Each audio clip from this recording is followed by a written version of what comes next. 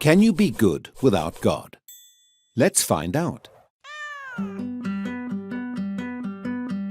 Absolutely astounding. There you have it. Undeniable proof that you can be good without believing in God. But wait, the question isn't, can you be good without believing in God?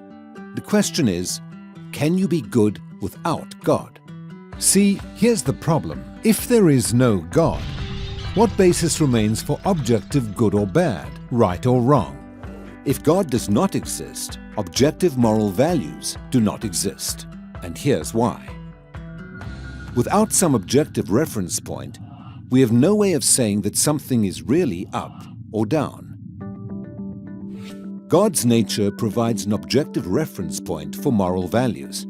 It's the standard against which all actions and decisions are measured. But if there's no God, there's no objective reference point. All we're left with is one person's viewpoint, which is no more valid than anyone else's viewpoint. This kind of morality is subjective, not objective. It's like a preference for strawberry ice cream. The preference is in the subject, not the object. So it doesn't apply to other people.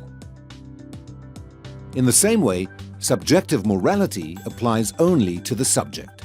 It's not valid or binding for anyone else. So, in a world without God, there can be no evil and no good, nothing but blind, pitiless indifference.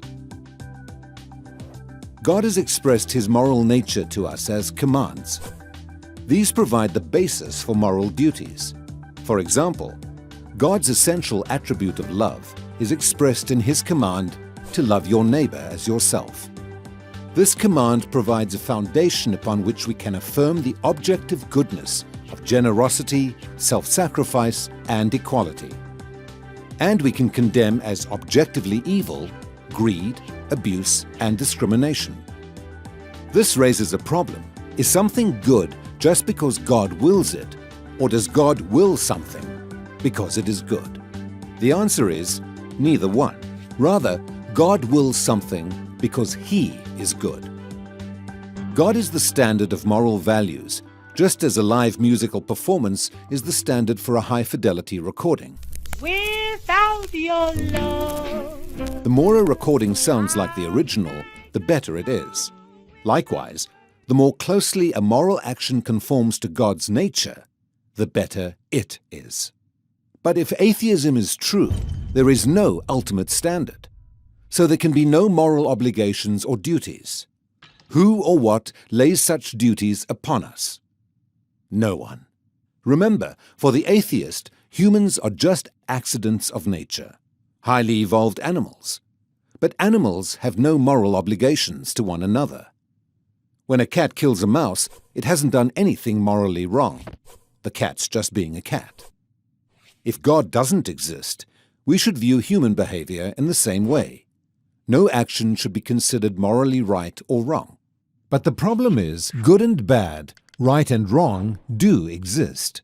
Just as our sense experience convinces us that the physical world is objectively real, our moral experience convinces us that moral values are objectively real.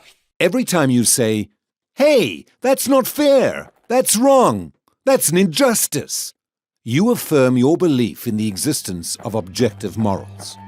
We're well aware that child abuse, racial discrimination, and terrorism are wrong for everybody, always. Is this just a personal preference or opinion? No. The man who says that it is morally acceptable to rape little children is just as mistaken as the man who says 2 + 2 = 5. What all this amounts to, then, is a moral argument for the existence of God. If God does not exist, objective moral values and duties do not exist. But objective moral values and duties do exist. Therefore, God exists. Atheism fails to provide a foundation for the moral reality every one of us experiences every day. In fact, the existence of objective morality points us directly to the existence of God.